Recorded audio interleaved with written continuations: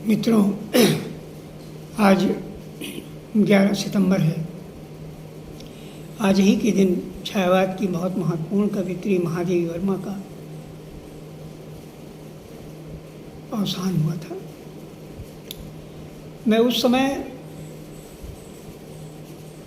हिंदी साहित्य सम्मेलन के कार्यक्रम के दौरान ज्ञानी राष्ट्रपति ज्ञानी जैल सिंह से मिलने गया था। ज्ञानी जैल सिंह से मिलकर के वापस लौटा था तो कानपुर सुबह पहुंचा और सुबह के अखबार में हमारे सहयोगी डॉक्टर प्रताप नारायण टंडन ने हमको दिखाया कि महादेवी नहीं रही। मेरी जैसे रूह कांप गई। महादेवी से मेरा बहुत आत्मीय संबंध था और इलाहाबाद रहने के शिक्षा के दौरान मैंने उनके सानिध्य को कभी भी भुलाया नहीं। अक्सर जब भी मौका लग जाता था, मैं अकेले या अपने मित्रों के साथ या पंडित इलाचंद जोशी जी के साथ महादेवी से मिलने जरूर जाता था। और उनका जो प्रेम और आह्लाद था वो ममतामयी था। मुझे लगता था कि ये मेरी माँ की तरह हैं और उनका जो प्रेम था वो अद्वितीय था। सबसे पहली मुलाकात क्या, सबसे पहले मैंने उनको देखा था इलाहाबाद विश्वविद्यालय की छात्र संघ भवन में वो आई हुई थी और छात्र संघ के हमारे विश्वविद्यालय के छात्रों ने उनको मुख्य अतिथि के रूप में बुलाया था। ये मेरा प्रथम वर्ष था स्नातक का।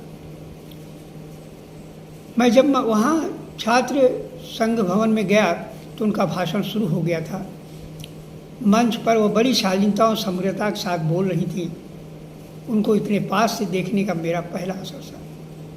सफ़ेद धोती में लिपटी हुई साक्षात देवी की प्रतिमा लग रही थी। मेरी दृष्टि में अद्भुत थी। हम सभी बच्चों को आकर्षित कर रही थी। उस समय उनके भाषा का जो सार था मेरे मन में बैठ गया। उन्होंने कहा था, आत्मदीपो भव, अपने को स्वयं दीपक बनाओ। वो मेरे मन में आज दिन तक बैठा हुआ है। आपसे बता दूं कि जो उनसे मिलने का सबसे पहला अवसर मुझे मिला कि मैं पंडित सुमित्रानंद पंत के जन्मदिन पर उनके घर गया था और कमरे में मैं उनके बैठ करके उनकी जो पुत्री थी, बहुत छोटी थी, तो वो गुड़िया सारी लेकर के आई थी और मेरे साथ वो खेल रही थी। पंत जी बैठे मूक दर्शक होकर देख रहे थे, बड़े भाव में मुक्त थे। और उसी समय दरवाजे पर खटखटाहट की आवाज़ सुनाई दी। वो गए और लौटे तो मौसी उनके पीछे बड़ा सा उपहार लिए आ रही थी। मैं बहुत निश्चित भाव में बैठा हुआ था और मेरी गोद में दो गुड़िया कपड़े की वो छोड़कर, पंत जी की जो बेटी थी छोटी, वो चली गई थी, तो मैं उसे लिए बैठा हुआ था। और वो जो अंदर महादेवी जी आई, खटखटाने की आवाज़ उन्हीं की थी। वो पंत जी के साथ आई और ढेर सारा उपहार लाई थी। मैं बड़े निश्चल भाव से बैठा हुआ था। वे देखकर कुछ देर रुकी और छूटते ही बोली, एक नौजवान के गोद में दो गुड़िया, भाई संभालने की बात है। मैं झेप गया और जल्दी गुड़ियों को मेज पर रखकर खड़ा हो गया। वो महादेवी वर्मा का पहला मिलन था। पंत जी ने तुरंत परिचय कराया कि भाई ये सुशील राकेश हैं, कविताएं लिखते हैं और विश्वविद्यालय के छात्र हैं। और बहुत खुश हुई। मुझे लगा कि वो अपनी कविताओं में बोल रही हैं, मेरे जीवन का आज मुख तेरी छाया से हो मिलाप, मेरे जीवन का आज मुख तेरी छाया से हो मिलाप, तर मेरी साधकता छूले मन के करुणा की धाक नाप, उर्मे पावस दूँ द्रग में बिहान, उर्मे पावस द्रग में बिहान। बांध लेंगे क्या मुझे ये मोम के बंधन सचीले, पंथ की बाधा बनेंगे तितलियों के पर रंगीले, विश्व का क्रंदन भुला देगी मधुर की मधुर गुनगुन, क्या डुबा देंगे तुझे फूल के दलगील ओस गीले, तू अपनी छाँ को अपने लिए कारा बना, जाग तुझको जुड़ जाना, जाग तुझको जुड़ जाना। महादेवी का बहुत बड़ा संदेश था नवयुवकों के लिए। वो हमेशा कभी न कभी अपनी भाषणों में जब भी वो कहीं जाती थी तो वो एक बार ज़रूर अपने नवयुवकों से कहा करती थी, जाग तुझको जुड़ जाना, जाग तुझको जुड़ जाना। मैं उनसे कई बार मिला, क्योंकि इलाहाबाद मेरा निवास स्थान था और मैं वहीं इलाहाबाद विश्वविद्यालय में पढ़ रहा था, तो उनसे मिलने का सौभाग्य मुझे निरंतर प्राप्त होता रहा। और ये धीरे धीरे जब मैं कन्नौज आ गया तो दूरी बढ़ गई, लेकिन फिर भी मैं उनसे मिलता रहा। जब भी मैं अवकाश मिलता और मैं इलाहाबाद अपने घर निवास स्थान जाता तो उनसे ज़रूर मिलने जाता था। देखिए उनकी कविता कैसी है। धीरे धीरे उतर क्षितिज से आ बसंत रजनी, तारक मैं नौ बेड़ी बंधन, शीश फूल कर सच का नूतन, रश्मि बलय सित धना उभंटन, मुक्ता हल अभिराम बिछा दे, चितवन से अपनी, चितवन से अपनी। जो दीन के दुख को हरेगा मित्र, हम सबके किसी को देश के हमने नता का, विजयनी तेरी पता का, विजयनी तेरी पता का। महादेवी जी माता हेम रानी व पिता गोविंद प्रसाद वर्मा के घर 24 मार्च 1909 को प्रातः 4 बजे होली के प्रथम संतान के रूप में महादेवी का जन्म फर्रुखाबाद में हुआ था। वो फर्रुखाबाद की महान कवित्री होते हुए पूरे विश्व की कवित्री हुई। और शिक्षा दीक्षा के दौरान उन्होंने सभी चुनौतियों को स्वीकार किया। इसीलिए उन्होंने लिखा है, अब चुनौती है पुजारी में नमन बंधन नहीं, अश्वे पानी नहीं है यह व्यथा बंधन नहीं, चंदन नहीं है। अब चुनौती है पुजारी में नमन बंधन नहीं है, अश्वे पानी नहीं है व्यथा चंदन नहीं है। उनके अंतिम दिन भी मैं जब कानपुर में अखबार में मुझे पढ़ करके डॉक्टर टंडन धाम ने सुनाया और उन्होंने मुझसे कहा कि आप इलाहाबाद चले जाइए और महादेवी जी की यात्रा में शामिल हो जाइए, ये इनकी अंतिम यात्रा है। मैं आंसू भरे नेत्रों से कानपुर के चारबाग, कानपुर के रेलवे स्टेशन पर गया और वहीं से ट्रेन पकड़ कर इलाहाबाद पहुंच गया। और इलाहाबाद में मैं भागा उनके महाविद्यालय गया जहाँ वो प्राचार्या थी, लेकिन वहाँ से मुझे पता लगा कि महादेवी अभी अपने बंगले पर भी हैं। मैं बंगले गया और बंगले से उनका जो अस्थि कलश था, अंतिम शरीर था उनका रखा जा रहा था। मैं उसी ट्रक में भी मैं भी बैठ गया। मैंने सोचा कि आज उनकी अंतिम यात्रा है, मुझे भी उनके साथ ही रसूलाबाद घाट तक जाना चाहिए। और इस अंतिम यात्रा में मुझे बार बार लग रहा था, दुख के पद छू बहते झरझर, कण कण से आंसू की निर्झर, हो उठता जीवन मृदु उर्वर, लघु मानव मानस से में यह असीम जग को आमंत्रित कर लाता।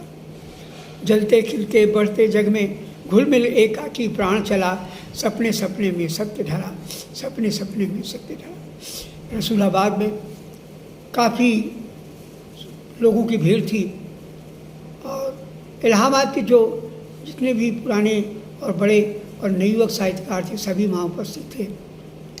माननीय वीर बहादुर सिंह उस समय वो मुख्यमंत्री थे, वो आए और उन्होंने महादेवी को श्रद्धांजलि अर्पित की। उसके बाद उनके अंतिम संस्कार की प्रक्रिया शुरू हुई। इस प्रक्रिया के दौरान मेरे मन में आया कि महादेवी जी को कन्नौज आना था 17-18 अक्टूबर 87 को, तो उसकी अध्यक्षता करनी थी हिंदी साहित्य सम्मेलन की। अब वो नहीं आ सकती, तो मैंने सोचा कि इनके अस्थि कलश को कन्नौज ले जाया जाए। मैंने उनके जो सचिव थे पंडित रामजी द्विवेदी, रामजी पांडे, द्विवेदी नहीं थे, पांडे जी थे, तो उनसे मैंने निवेदन किया और उन्होंने मुझे कन्नौज अस्थि कलश लाने के लिए दे दिया। मैं उन्हें ले आया कन्नौज। ये मेरे लिए बड़ी बात थी कि उनका अस्थि कलश का विसर्जन 2 ही स्थानों पर हुआ, प्रयागराज और कन्नौज की ऐतिहासिक गंगा में। सम्मेलन कार्यालय में रख दिया गया। उस समय हिंदी साहित्य सम्मेलन के अधिवेशन की वजह से सम्मेलन कार्यालय बना हुआ था कन्नौज में, उसी कार्यालय में रख दिया गया। 17 सितंबर 87 को प्रातःकाल में बाजार में तथा सम्मेलन में आसपास चहल पहल होने लगी, क्योंकि आज महादेवी जी को अस्थियों का विसर्जन करना था। इस कलश यात्रा की तैयारी कैलाश टंडन साहब कर रहे थे और बड़े सुसज्जित पंडाल में अस्थि कलश को रखा गया। नगर के कई विद्यालयों के बच्चे वहां पहुंचकर पुष्प अर्पित किए। चंदन की हल्की सुगंध से वातावरण सुगंधित था। पंडाल में फूलों से सजी मेज पर महादेवी बैठी थी। महामंत्री सुशील राकेश ने सार्वजनिक रूप से कलश को रख दिया। बड़ी मात्रा में पुलिस दल चारों तरफ मंडराने लगा। राजकीय सम्मान के साथ प्रभारी निरीक्षक सुशील कुमार सिंह अपने दल बदल के साथ आए और 2 घंटे तक पुष्पांजलि कार्यक्रम चला। हर कोई महादेवी को नमन करने का आतुर था। ठीक 2 बजे अस्थि कलश को पुष्पों से सजी गाड़ी पर रखा गया और राम धुन के साथ यह काफिला घाट की ओर मंथर के से रवाना हुआ। रास्ते में तालावारान स्थित वरिष्ठ अधिवक्ता नरेंद्र नाथ टंडन के पुत्र ने कलश की आरती उतारी, पुष्प चढ़ाए। अशोकनगर में श्रीमती सरला टंडन ने कलश को पुष्पों से आच्छादित कर आरती उतारी। अस्थि कलश का काफिला जिधर से गुजरता लोग श्रद्धा से नतमस्तक होकर महादेवी वर्मा को प्रणाम करते थे। ये कन्नौज का अद्भुत दृश्य था। कन्नौज की एक बहुत बड़ी विशेषता है कि यहाँ सम्मान और देना लोग बहुत अच्छी तरह से जानते हैं। और फिर महादेवी वर्मा का सम्मान क्यों न करें, वो तो फर्रुखाबाद की थी और उसमें कन्नौज जिला हमारा फर्रुखाबाद जिले में ही संबंधित था, उसमें स्वतंत्र जिला कन्नौज नहीं हुआ था। महादेवी अस्थि कलश सजी साजी काफिला गंगा के किनारे मेहंदी घाट पर पहुंचा। वहां पर अस्थि कलश को स्वामी प्रकाशानंद ने आश्रम में ले जाया गया, जहाँ एक बड़े तख्त पर स्थापित। यहाँ पर उपस्थित लोगों ने श्रद्धा सुमन अर्पित किए। सैकड़ों गाँव वासियों ने महादेवी को भावभीनी श्रद्धांजलि दी। गंगा में विसर्जन से पुलिस दल ने अंतिम सलामी दी और उत्तर प्रदेश हिंदी साहित्य सम्मेलन के अध्यक्ष डॉक्टर प्रताप नारायण टंडन ने कलश को लेकर नाव में बैठे।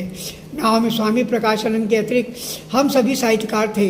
गंगा की बीज धारा में पहुंचकर वैदिक मंत्रों के उच्चारण के साथ डॉक्टर ने महिषी महादेवी वर्मा की अस्थियों को गंगा में प्रभावित कर दिया।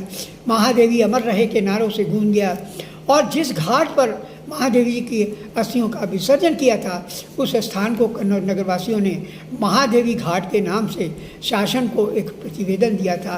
आज से वो स्थान महादेवी घाट के नाम से जाना जाए। बाद में इस घाट को स्थायी रूप प्रदान करने के लिए पंडित त्रिलोकीनाथ चतुर्वेदी ने निर्माण कराया, जिसका पत्थर आज भी लगा हुआ है। अंत में महादेवी जी का ये संदर्भ भूलना नहीं चाहता, जिसे उन्होंने कहा था, जीवन के इतिहास में पशुता से पशुता की, कठोरता की और बुद्धि से बुद्धि की कभी पराजय नहीं हुई। इस चिर परिचित सिद्धांत की जैसी नई कसौटी हम चाहते हैं, वैसे ही लेकर हमारा ध्वंस युग आया है। इससे ध्वंसावशेष में निर्माण का कार्य मनुष्यता, करुणा और भावना मूलक विश्वास ही से हो सकेगा, यह मैं नहीं भूलना चाही थी। और उनकी अंतिम पंक्तियों के साथ मैं अपने श्रद्धा सुमन महादेवी वर्मा के चरणों में अर्पित करता हूँ। दोनों संगी पथ एक, किंतु कब दीप खिला कब फूल जला, किंतु कब दीप खिला कब फूल जला।